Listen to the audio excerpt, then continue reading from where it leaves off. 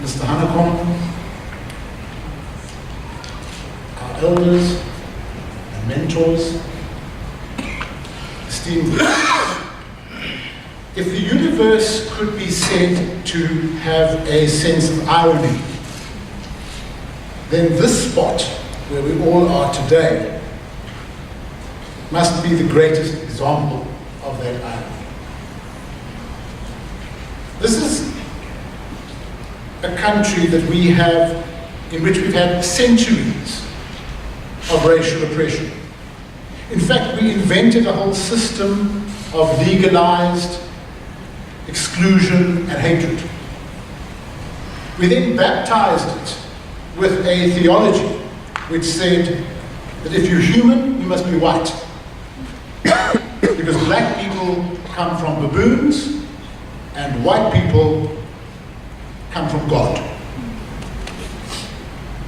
And we didn't stop there. Our entire economic system was developed on the basis of white people being the masters and black people being the slaves. White people having access to an entire smorgasbord of education, while black people were to be educated only to the level of their usefulness for certain forms of labor.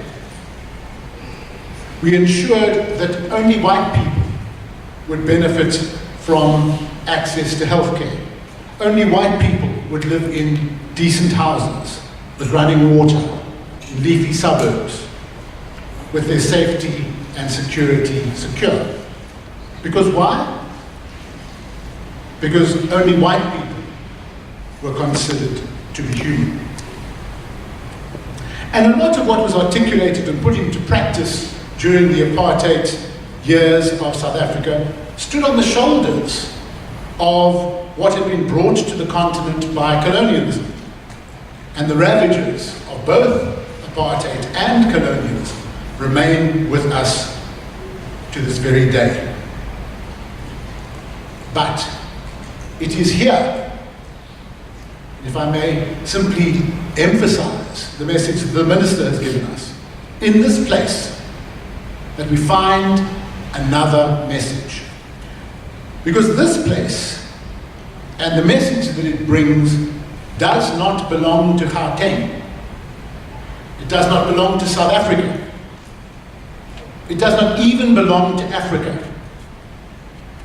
The message which we read in the bones of our distant ancestors is given in the clearest possible, uncontradictable scientific terms. It isn't based on emotion, or wishes, or sentimentality, or romantic ideas. It is based in rock-solid science. And it is this: we are one species, no matter where you come from, no matter what your skin color, or your eye color, or the shape of your nose, or the texture of your hair, even of who you vote for. No matter what other irrelevant physiological or cultural or religious differences you may care to point to, this is the truth. We are one species. We have journeyed a multifaceted, complex, but single journey to get to where we are today. We are one. Wherever we may be and whoever we may be, we share a single genetic bond. The Cradle of Humankind is a world heritage site. It belongs to the whole wide world, and it speaks to what Africa has given the world. In the words of Professor Phillip Tobias, what has Africa given the world? People often ask in a kind of sneering kind of way, as if they already know the answer. Nothing. But Africa has given the world humanity, and that is no small thing. And secondly, Africa has given the world its first human culture, and that is no small thing. So we celebrate the human journey here at Maropeng, the official visitor centre to the Cradle of Humankind World Heritage Site. And part of that journey is the unique journey that we have made as a people.